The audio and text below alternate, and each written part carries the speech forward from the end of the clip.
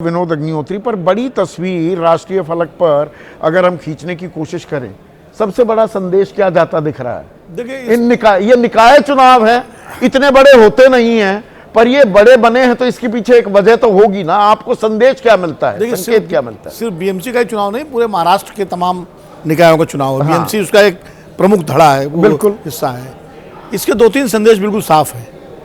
पहला संदेश तो ये है कि महाराष्ट्र की राजनीति में देवेंद्र फडणवीस का वर्चस्व स्थापित हो गया है। विधानसभा चुनावों के बाद जो नतीजे आए हैं, अब वो देवा भाऊ, वो बड़ा फिल्मी सा भारतीय जनता पार्टी की वो देवा भाऊ बन गए। बिल्कुल, मुंबई का किंग कौन नहीं, महाराष्ट्र का किंग। महाराष्ट्र के तो हो ही गए वो। और शरद पवार साहब जो सबसे बड़े नेता महाराष्ट्र के माने जाते रहे हैं, हम सब मानते हैं, अब एक तरह से वो एक सम्मानीय नेता के रूप में रहेंगे, लेकिन उनका आधार जो है कमजोर हो गया है। और मराठा राजनीति जो है वो दो तीन हिस्सों में बट गई है। शरद पवार, अजीत पवार, एकनाथ शिंदे, जो मराठा क्षत्रपों का जो होता था। गैर मराठा राजनीति के पूरे जो है वो देवा भाऊ जो है उसके वो हो गए। उसमें उत्तर भारतीय भी हैं, उसमें गैर मराठा महाराष्ट्रियंस भी हैं और दक्षिण भारतीय। और ऐसा नहीं है कि मराठा बिल्कुल नहीं है, मराठे हैं, हाँ, कुछ होता है, पर वो भी हैं, वो भी हैं। तो एक तरह से दूसरा सबसे बड़ा संदेश इसका ये भारतीय जनता पार्टी के अंदर राष्ट्रीय स्तर पर कि नरेंद्र मोदी के बाद कौन, ये जो विमर्श चलता है, जिसमें हम लोग अमित शाह जी का नाम लेते हैं, योगी जी का नाम लेते हैं, उसमें देवेंद्र फडणवीस एक बड़े प्लेयर के रूप में उभर करके भाई आज की तारीख में कहने को 20 से भी ज्यादा राज्य हैं जहां पर एनडीए की सरकार है। बीजेपी के 13-14 राज्य हैं जहां पर उनके अपने मुख्यमंत्री हैं, पर 3 मुख्यमंत्रियों की सबसे ज्यादा चर्चा होती है। जी, योगी आदित्यनाथ, आपने उनका नाम ले दिया, एक हिमंता बिस्वा शर्मा और एक देवेंद्र फडणवीस।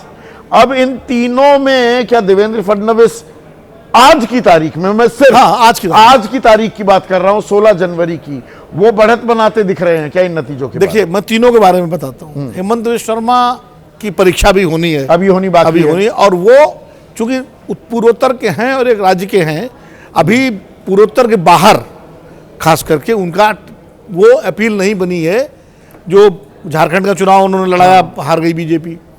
योगी आदित्यनाथ के पास स्ट्रेंथ ये है कि नरेंद्र मोदी के बाद वोट कैचर कहिए या क्राउड पुलर कहिए, भारतीय जनता पार्टी में सबसे करिश्मा है उनका। आज भी है। वो कर्नाटक भी जाते हैं, वो पूर्वोत्तर भी, त्रिपुरा भी जाते हैं, बिहार भी जाते हैं, सब जगह जाते हैं। नहीं, सब जगह जाते हैं, पर अपने राज्य में 29 सीटें कम पाते हैं, ये भी है। देखिए, वो फिर अलग बहस हो जाएगी। नहीं, वो देवेंद्र फडणवीस पर भी लागू होता है। लागू होता है। लोकसभा 48 में से 30 महाविकास अघाड़ी जीत गई थी, इनका भी प्रदर्शन लोकसभा में अच्छा था, महाराष्ट्र भी कमजोर खड़ी। लेकिन हम आज की बात कर रहे हैं। देवेंद्र फडणवीस के प्लस पॉइंट क्या है? महाराष्ट्र उत्तर प्रदेश के बाद सबसे बड़ा राज्य है, लोकसभा सीटों की 48 सीटें, 48 है नंबर 1, तो उसके मुख्यमंत्री वो। दूसरा, मुंबई देश की वित्तीय राजधानी है। यस, कॉर्पोरेट बड़ा हेडक्वार्टर मुंबई है। और कॉर्पोरेट इंडिया जो है वो देवेंद्र फडणवीस के साथ जिस तरह आपने, और पैसे का जो रिश्ता है राजनीति के साथ वो सारे जानते हैं। बिल्कुल, वो management, big money banking home. बिल्कुल।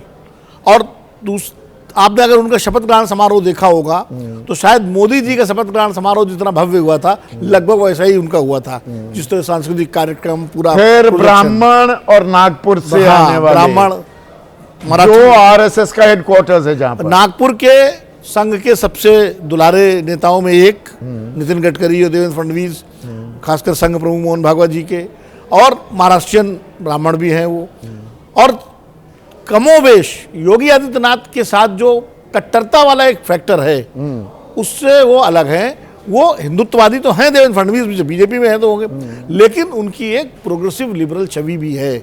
और खासकर पिछले चुनाव जब मुख्यमंत्री थे तो कहीं भी उनके खिलाफ कोई उस तरह की बात सामने नहीं आती थी। यहाँ तक कि जो माइनॉरिटी वोटर है वो भी उनको लेकर के कोई बहुत ज्यादा, इस बार जरूर उन्होंने तेवर दिखाया, कटेंगे बटेंगे का नारा। यहाँ पर एक दिलचस्प मैंने ट्वीट देखा अभी, अमित शाह जो बीजेपी के चाणक्य हैं उनका, कि प्रधानमंत्री मोदी में विश्वास है जनता का, पर प्रधानमंत्री मोदी तो वहां पर चुनाव में प्रचार करने गए नहीं, क्योंकि ये तो स्थानीय चुनाव था। ये तो दरअसल देवेंद्र फडणवीस में ज्यादा विश्वास जाहिर किया है। वैसे तो उनको पता नहीं, मैंने पूरा ट्वीट नहीं देखा है, उन्होंने फडणवीस जी को बधाई दी है कि नहीं दी है?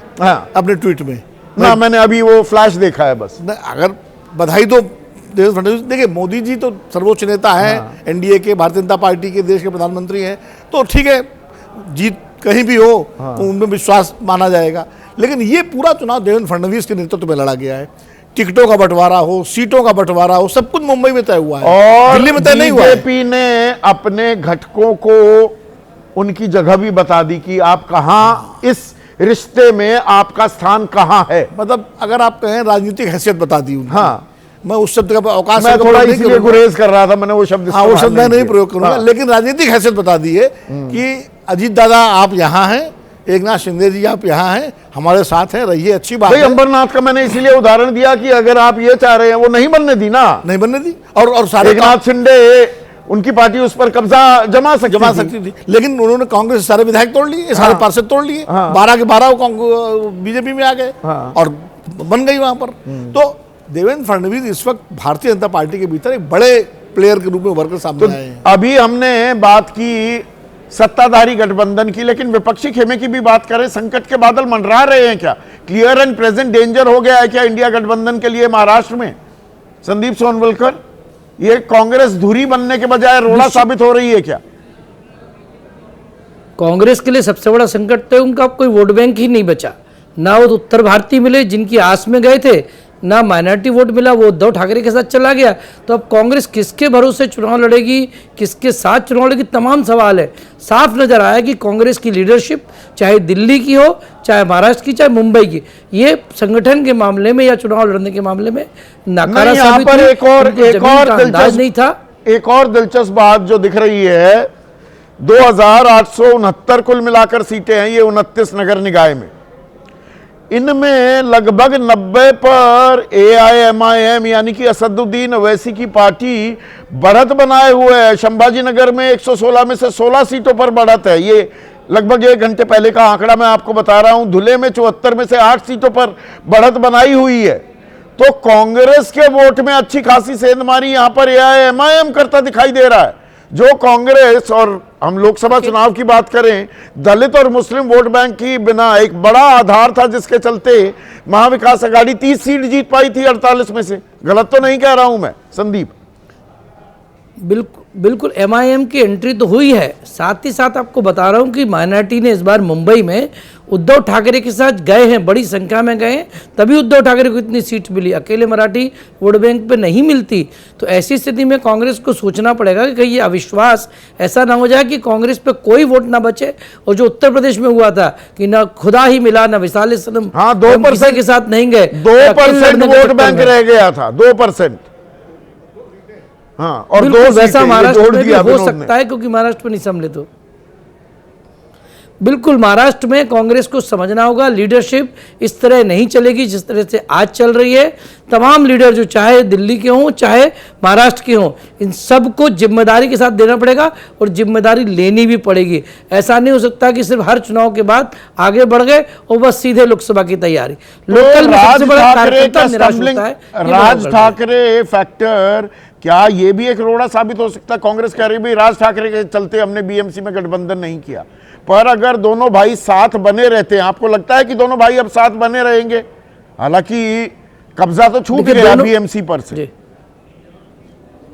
कब्जा छूट गया, लेकिन उनका वोट बैंक उनको वापस मिल गया, इसलिए अब वो राजनीति नहीं छोड़ेंगे। शिवसेना ने मराठी राजनीति छोड़ी, हिंदुत्व की राजनीति पे गई थी, लेकिन अब दोबारा मराठी राजनीति पे लौटाई। और उनको ये भी समझ में आ गया कि सिर्फ मुंबई एक जगह है जहाँ पर मराठी उनका साथ है, इसलिए वो अब मराठी मतदाताओं को बिल्कुल भी नाराज नहीं करेंगे और साथ बने रहेंगे। अब कांग्रेस स्टैंड कैसे बदलेगी, ये बड़ा मुश्किल हो जाएगा। अब बाल ठाकरे की विरासत का उत्तराधिकारी कौन है? हमारे दर्शक हैं, रेगुलर दर्शक हैं, RK खुरपा साहब, वो कह रहे हैं नतीजों ने सिद्ध कर दिया है कि एकनाथ शिंदे ही बाल ठाकरे के असली उत्तराधिकारी हैं। क्या आप इस बात से इत्तेफाक रखते हैं या अभी भी इस पर शंका बरकरार है? हाँ, देखिए शंका बरकरार है, क्योंकि आखिरकार मुंबई से ही शिवसेना बड़ी थी और शिवसेना मुंबई की पार्टी थी, कभी भी राज्य भर की पार्टी शिवसेना थी नहीं, MMR रीजन की थी। मुंबई में जिस तरह से उद्धव ठाकरे ने प्रदर्शन किया है और बाल ठाकरे जो मराठी वोट बैंक की बात करते थे, वो मराठी वोट बैंक यूनाइट ही नहीं हुआ, जमकर शिवसेना के पक्ष में, उद्धव ठाकरे के पक्ष नहीं, में। पर लगभग दोगुनी सीटों पर पार्टी सिमटी, 160 के करीब सीटों पर शिवसेना उद्धव ठाकरे गुट ने चुनाव लड़ा और 90 के करीब पर ही लड़ी एकनाथ शिंदे गुट। तो हमें यह चीज भी देखनी पड़ेगी, क्या स्ट्राइक रेट थोड़ा सा बेहतर है उद्धव ठाकरे गुट का? ऐसा नहीं कि दुगना स्ट्राइक रेट है, 35-36% उनका स्ट्राइक रेट है, 31 के करीब एकनाथ शिंदे का है। देखिए, मैं परसेंटेज की बात नहीं करूंगा, मैं इतना जरूर कहूंगा कि वोट जो है, जब एकनाथ शिंदे की पार्टी ने उद्धव ठाकरे के 56 कारपोरेटर तोड़ लिए थे, उसके बावजूद वो लौट कर नहीं आए। तो अब जो आउट गोइंग था शिवसेना के अंदर की, बहुत सारे लोग छूट कर जा रहे थे, वो फिलहाल रुकेगी। मैं आपको फिर कह रहा हूं कि इनको लग रहा है कि सर बच गया, आगे दोबारा लड़ाई लड़ लेंगे। कम से कम मुंबई में तो उद्धव ठाकरे की सरकार बच गई। Live to fight another day, एक और लड़ाई के लिए एक लाइन में जोड़ दूं। बिल्कुल जोड़िए ना। देखिए, एकनाथ शिंदे बीजेपी के साथ मिल के लड़े हैं, तो उनको बीजेपी का भी वोट मिला है। हाँ। उद्धव ठाकरे अकेले लड़े हैं, राज ठाकरे उद्धव ठाकरे, बिल्कुल। तो उन्होंने बाल ठाकरे ये की भी विरासत, वैलिड पॉइंट है। हाँ, उन्होंने बाल ठाकरे की विरासत को कंसोलिडेट किया अपने साथ, ये महत्वपूर्ण चीज है। एकनाथ शिंदे अगर अकेले लड़के इतने नतीजे ले आए तब वो विरासत। तो राजनीति के नए समीकरणों की राह भी खोल दी है क्या, और राजनीति का जो ये ऊंट है एक बड़ी करवट ली है क्या, और दूरगामी असरात आने वाले दिन उसकी गवाही देने वाले हैं क्या? ये कहने को नगर निकाय चुनाव ही थे, पर इनके असर और असरात बहुत देर तक आने वाले हैं क्या, और समझने में वक्त भी लगेगा क्या? आज बस इतना ही।